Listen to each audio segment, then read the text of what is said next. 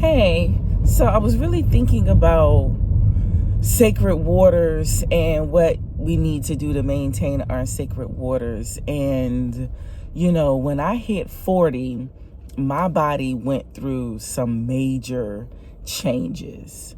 I developed adult acne. It was certain foods I could no longer eat because I would get some type of reaction, and I would go from one doctor to the next, one dermatologist to the next, one allergist to the next, to help figure out like what is going on with my skin. Why can't I eat certain foods? And everyone kept saying, well, it's just hormonal. Well, I've dealt with my weight all my life, so being overweight or being obese, is something that I struggled with. Like we all know, you look at those charts, right? And, with me being 5'8", I'm supposed to be 165 pounds, which I think I was 165 pounds when I was like 13 years old. But it really makes me think about, when it comes to maintaining sacred waters, and what does that look like when you are married, you're over 40, you're going through hormonal changes, and you gain weight, or your health starts to decline, or like me, I developed adult acne, and it's not as bad as it used to be, but I developed adult acne, so I don't have that clear, beautiful, flawless skin like I used to.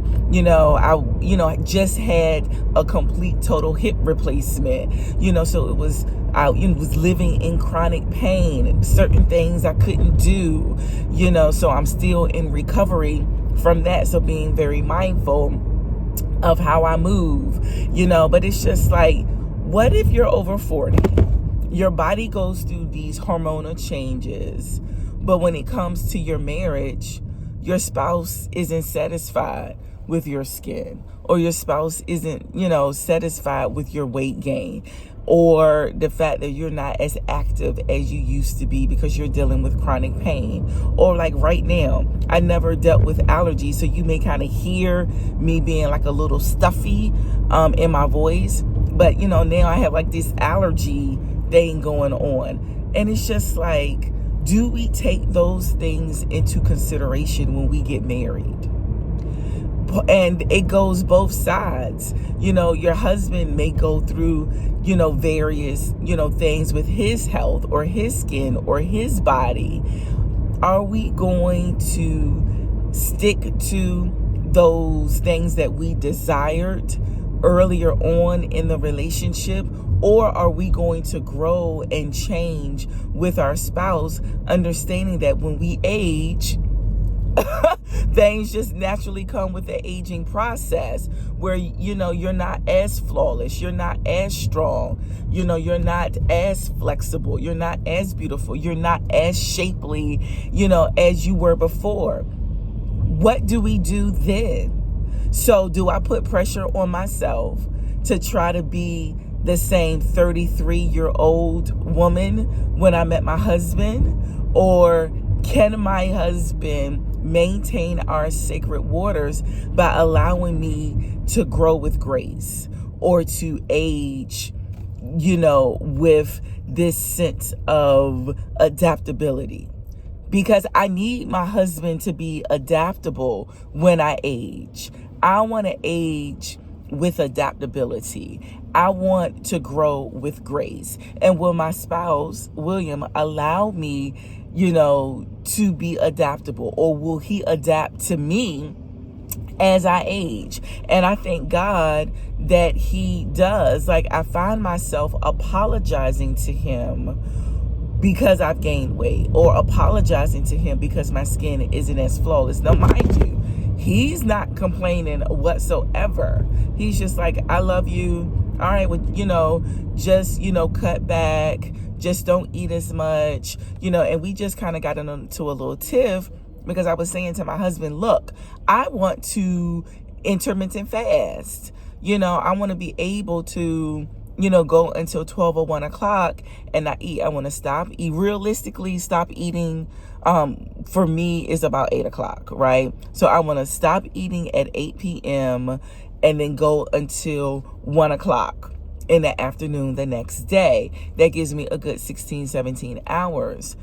But I also have to take medication because my husband was like, well, did you take meds? Did you take your meds? And I said, no, I got to eat something. In which at one particular time in my life, I could take medicine and it didn't affect my stomach. And now if I take meds, and it doesn't even have to be prescription meds. So if I take meds of any kind, I have to coat my stomach with some food, which means I'm breaking my intermittent fasting. And my husband was like, look, if you can't intermittent fast, then that doesn't matter. Go ahead and eat an apple, eat a piece of fruit, but you need to take your medicine. And I'm like, no, that's not what I want to do. And he's like, your health is more important. Taking your medicine is more important than intermittent fasting and not taking your meds. So I realized, and I'm like, wait, he is being more adaptable to my aging process than I am. I'm trying to do something that I did 10 years ago that kept me at a weight, as we say, cute and sexy, because I wanted to be 40 and fabulous. And then I hit 40 and all of these things started happening to my body. And it's just like, I cannot believe that I'm actually going through all of these things, because they say, the aging process is real. And every 10 years, I find myself going through some major changes with my health and with my body. So I'm saying this to say, to maintain your sacred waters, you're going to have to grow with grace, you and your spouse. And you're also going to have to be adaptable to the aging process. You're going to have to be adaptable for yourself. And then your spouse is going to have to, be adaptable as well. So if you don't have that flawless skin like you did when you were 25, or if you don't have that six-pack like you did when you were 30, or, you have to have some major surgery, so you're not as agile. You're not able to, hold on, you guys, I'm parking. You're not able to, all right, bet, to exercise or be as flexible as you were before. In order to maintain those sacred waters, you want to ensure that you are growing with grace and aging with adaptability. That's the only way. And you need to do that for yourself and for your spouse. All right. God bless you.